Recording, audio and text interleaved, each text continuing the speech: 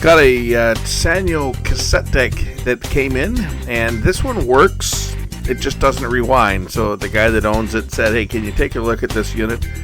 See if you can get it going. I'm trying to go through some of my old collection of cassettes and see what I can get off of them. And, I'd like to be able to use this thing to transfer stuff over to my computer. And I said, sure, let's see what's wrong with it. So let's get started.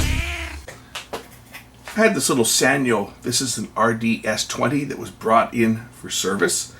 I told the guy, this thing's probably not worth spending any money on. But the fellow that owns it has some old tapes that he'd like to be able to play back. And he says that this unit mostly works. Doesn't rewind. So let's check it out. See whether it actually does anything or not. So here's a tape, a load of tape into it, and sure enough, it doesn't rewind. You'll notice it tries, it's not moving. Let's fast forward. Well, fast forward is laboring a bit, but it's moving. How about play?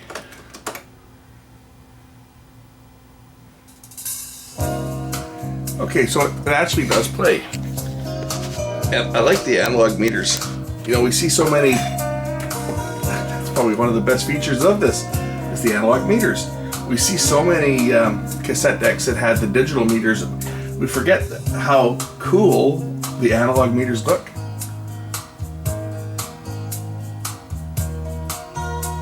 Yeah, I still like analog meters. They look cool. And these ones here don't look too bad. They light up, the light's working. Might not show up that well on camera, but the light is in fact working. Tape counter's working. It's just a Dolby B machine. Okay, what's going on with pause? Okay, this is one of these silly ones where to release pause you actually have to hold it and then release it. If you just tap it, it won't release. You hold and then release it. Okay, soft touch mechanism.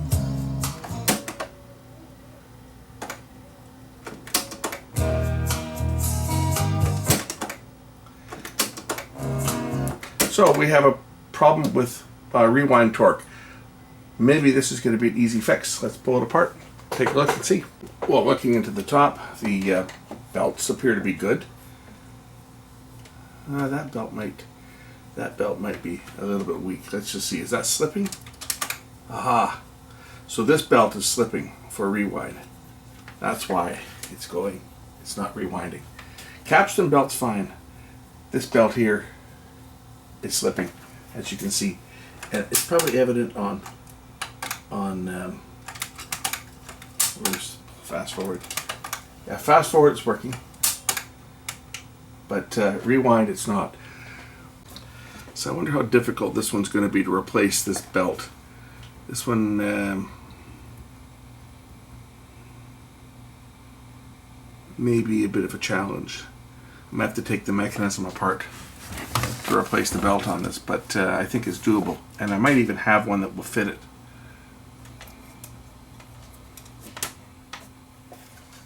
But yeah, that's the one. That belt there is. That belt's worn out. So let's figure out how to do this one. I think I can take the mechanism out on this. A couple screws on the bottom and a couple screws here, and the mechanism should lift out. And then it's just a matter of taking off the bracket so I can pull the motor out of here and change the belt. I think that's probably the easiest way to do it. Probably the only way to do it. So let's get started. Ah, boy, it's hot in here today. It was a really hot day today, and it's like 10 o'clock at night, and it's like working in an oven.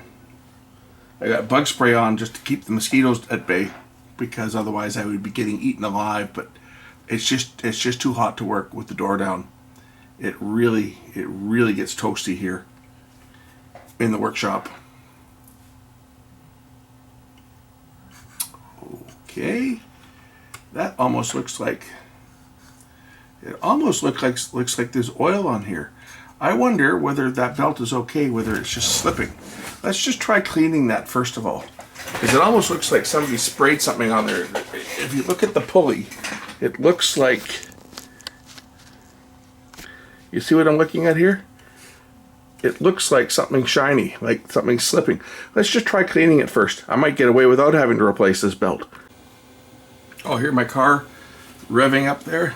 The battery is getting up to a full charge. You can hear the battery conditioner.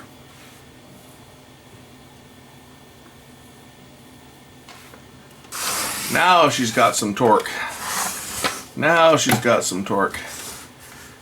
If I slow this down, you'll actually see the belt starting to stretch a bit there. It's got a lot more torque now. I wonder if it'll rewind. Let's check it out.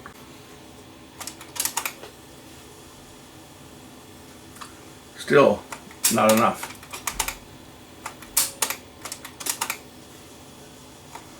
In a second I'm going to have to change the belt. Of course the reason is if we watch the pulley, when it goes into rewind, it actually drops down, which reduces the tension in the belt. It's just not quite tight enough.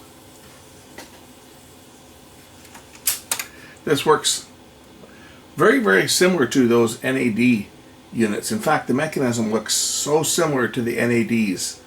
I almost think that the NAD cassette decks probably used a Sanyo mechanism on them, because man, they look an awful lot alike. Okay, let's pull the mechanism out. I think if I take a couple of screws out of the bottom, I should be able to pull, and these two screws, I should be able to pull the mechanism out. So I'll remove these two screws from the bottom. These go into the mechanism. And these two screws from the top. And that may be enough to hold and pull the entire deck out.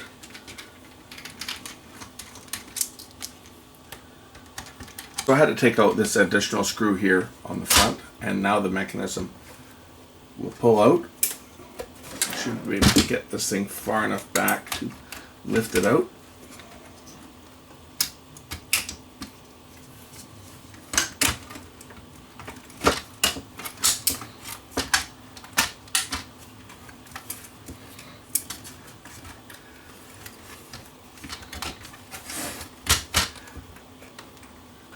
Just undo this clip on the wires.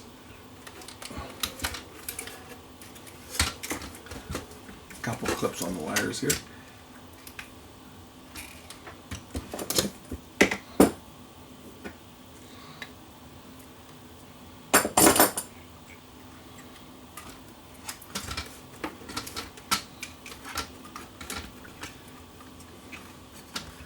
Okay, I think if I take out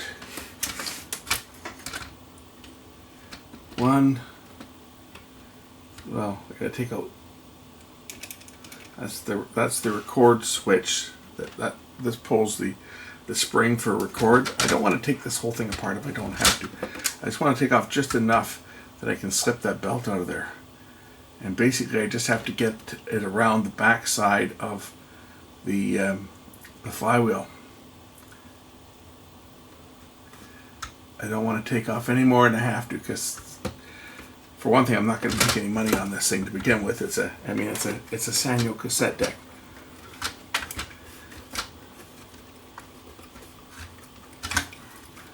A sucker for punishment.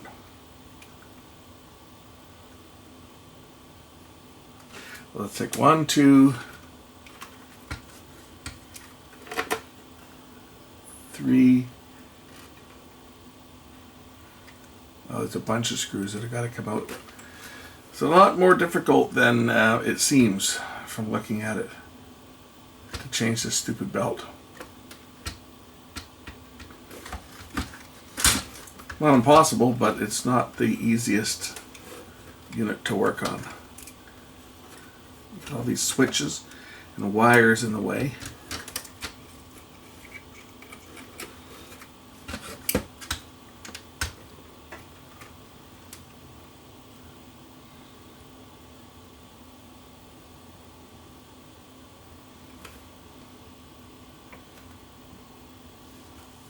Take out this screw on the top.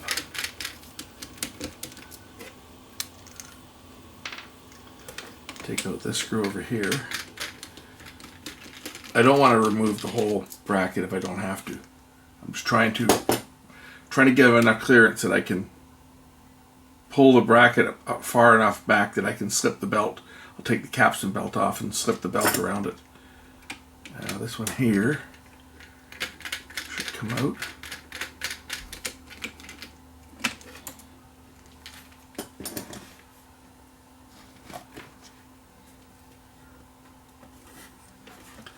And probably this one down here too.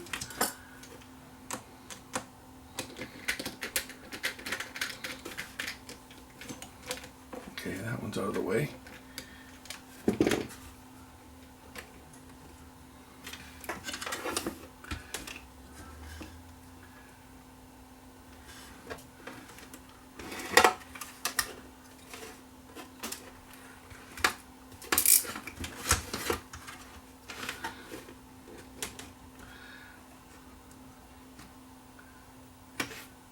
If I take the capstan belt off the pulley off the motor,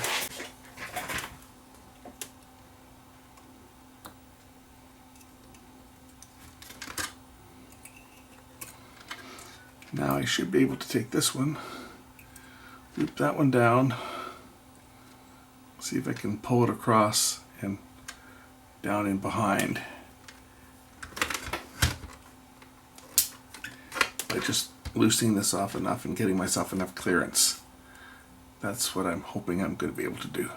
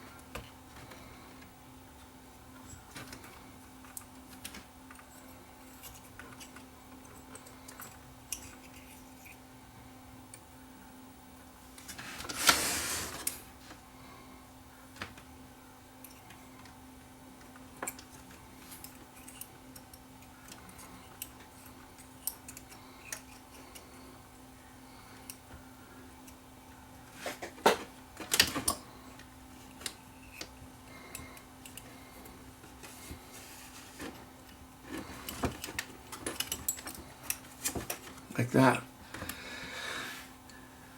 Now I just got to find a belt that's a little smaller than this and put it on the reverse procedure. Okay, I found another belt. It's a little smaller than the other one, not quite as stretched. Now the difficult part, getting this one back over that flywheel.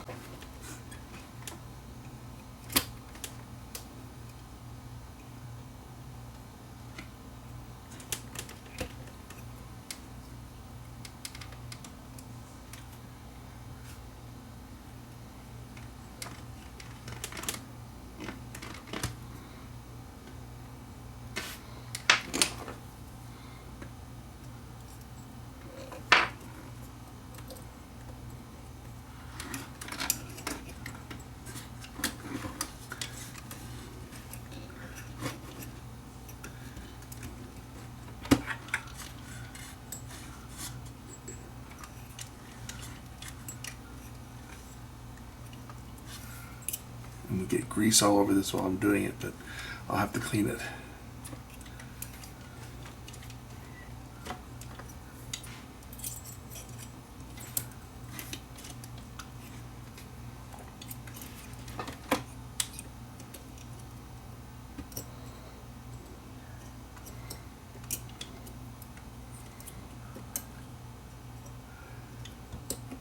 Okay, I believe we're over top of it. Now the belt is on the other side of the pulley.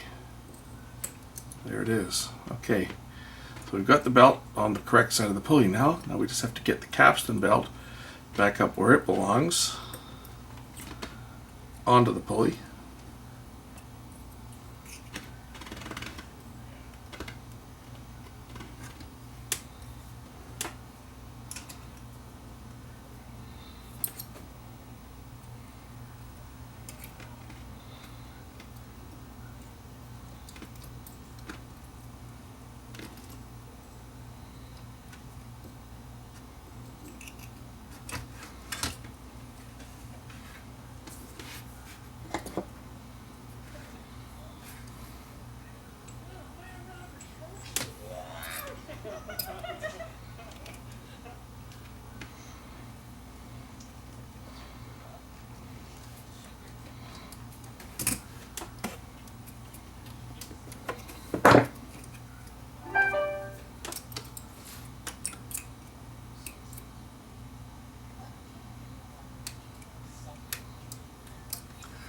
Okay, that pulley's back where it belongs, or that belt's back where it belongs on the pulley. Now I just have to get the main capstan belt and get it pulled back over to the motor.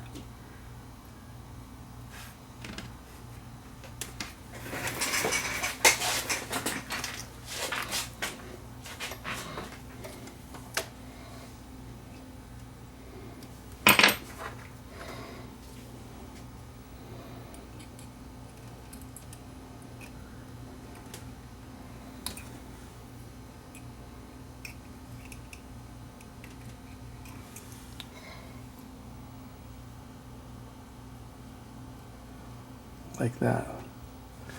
Okay, the belt is on. Put the screws back in the mechanism to hold it in place. And then we'll proceed to clean off the belts with alcohol. Get rid of that grease, because that will certainly, if I don't clear it off, that's going to cause a problem down the road.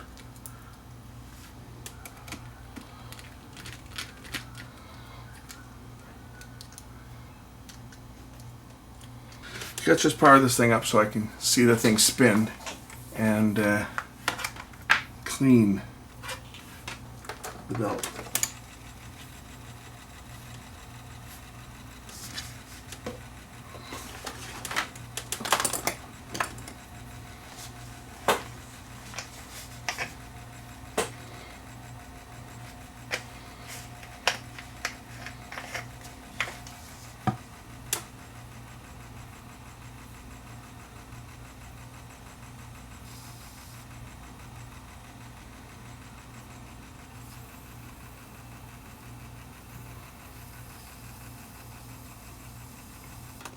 Okay, time to put the mechanism back into the cabinet. Just make sure all the screws are tight. Okay, let's reassemble it.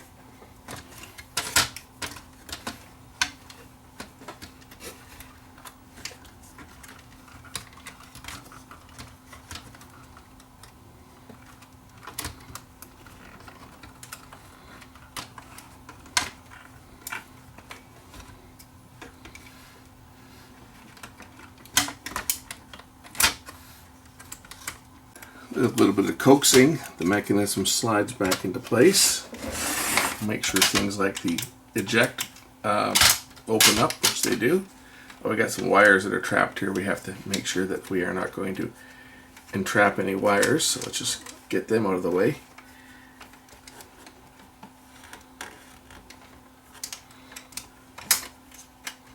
As entrapped wires could be problematic down the road, so make sure all the wires are not going to be trapped, and I'll put a couple screws in it just to hold the mechanism in place.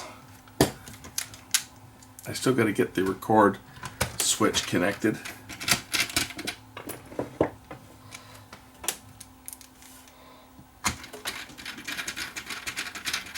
Watch her after all this work at not rewind.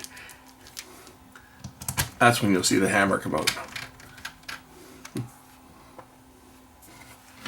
Someone probably thinks I'm serious about that too. Get the wires out of the way here.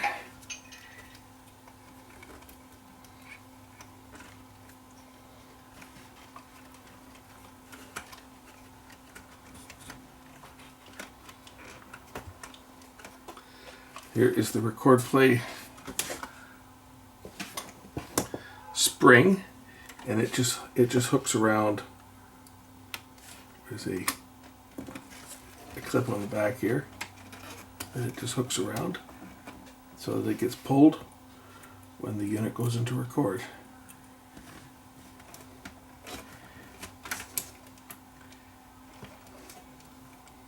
And it goes in there just like that. And that's hooked around this little that spring is hooked right around this little clip right there. So that when the unit goes into record, what it does, it pulls that lever over. Like that. Now I got grease all over me. Okay, let's try this thing and see whether it performs any better.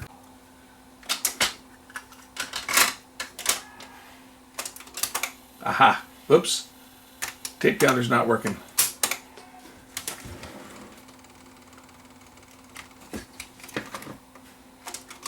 Now it is. Okay, as you can see, tape counter's going backwards. We are rewinding. Fast forward. How about play? Hey, it plays. Pause.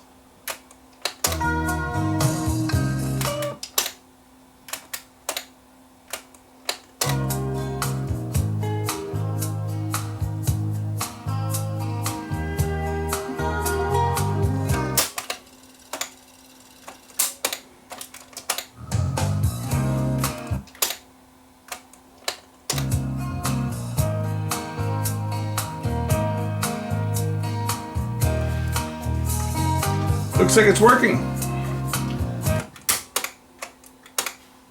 As I said, the head on this thing looks to be nicely worn. Take a look.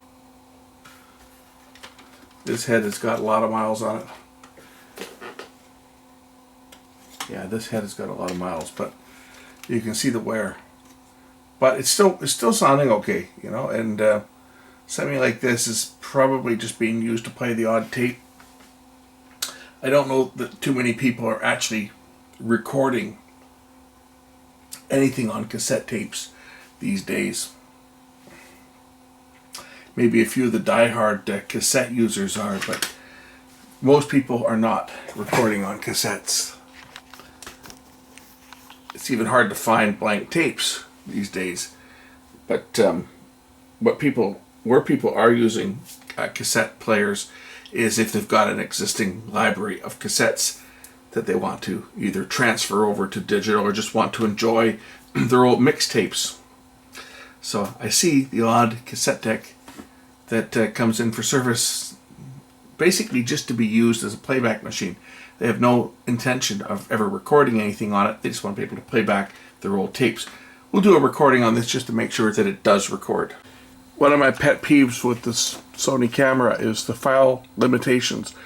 When it gets to 3,998 images or files, regardless how much space is on the SD card, it just ceases to record. And I think I'm recording and I'm not. Then I got to go and basically take every file off the card so that it can be reformatted, because it's going to start over with file 00000. I don't know why the file names start at 00000 and they can go up as high as 99999, right? But you can't get to 10,000 files. You can't even get. I mean, it actually has a leading zero. So in theory, it should be able to support up to 99,999, but you can't even get to 10,000. You can get to 03998, and that's it. So why have that leading zero if you can't even get to 10,000 files? Why have that leading zero? Just bugs me that there's that limitation on the cameras. So anyway, let's try a recording. Now, like an hour later, as I've had to go in, there was stuff that was still on the memory card, stuff that I was like work in progress that I've been shooting and I haven't gotten down to editing yet. I had to take all that off the card and put it on a hard drive so that I could format the card and start over. That's taken me an hour, wasting my time. Got an old tape here, real old tape. When's the last time you saw one of those? Let's make a recording on this tape. We'll set the levels first and then try doing a test recording. So to set the levels, I'm just going to push the record button and we'll set the record levels up.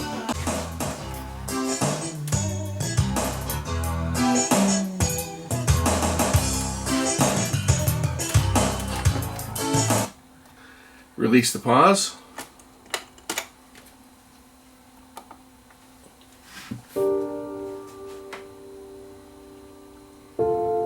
Now, I got hit with the copyright on this once when I used this. I had to make a claim. This was music that I downloaded. It's called, I forget the name of the song, but it was record. I downloaded this. I downloaded this track from the YouTube music library.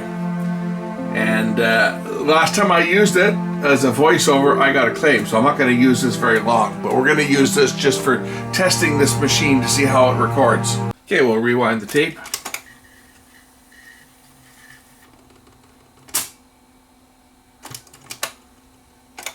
Play it back.